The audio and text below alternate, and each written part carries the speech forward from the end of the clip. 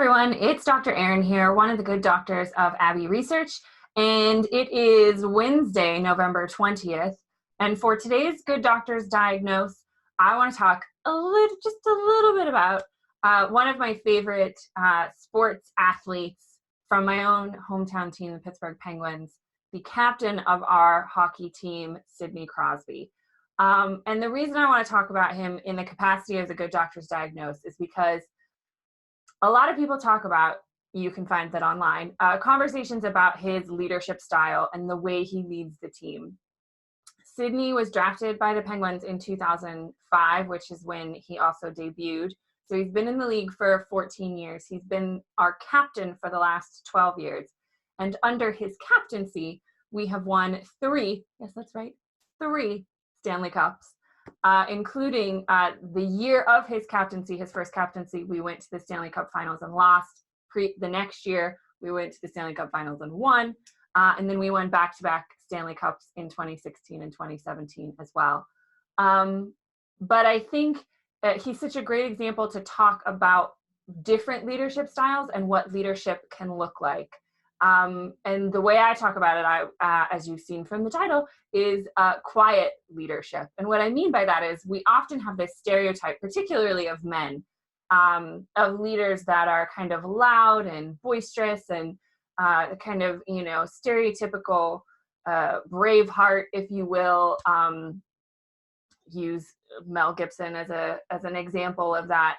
So I think a lot of times in society we have this idealized character of what a strong male leader looks like. And a lot of that has to do with how you perform that masculinity in a way that is, a loud presence, boisterous, aggressive, all of those kinds of things. But Sidney is in a lot of ways the antithesis of that and has obviously been very successful.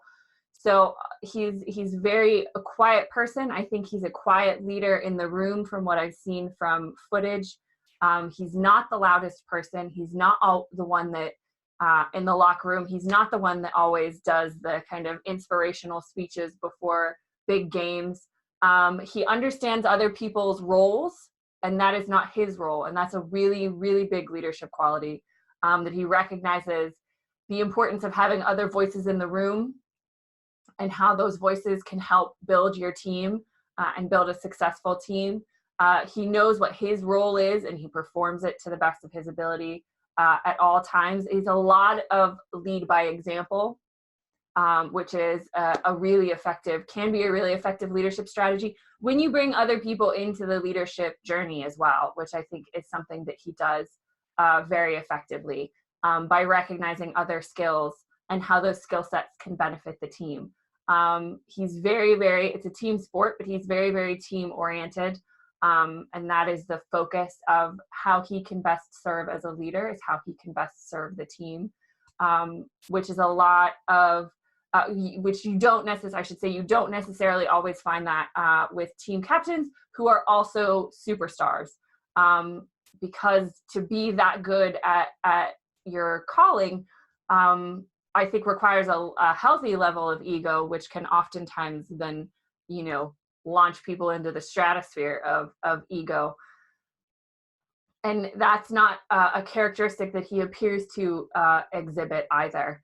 So for those reasons, I kind of wanted to highlight a couple of interesting skills that I see in his leadership ability for the team, and hopefully get you to think about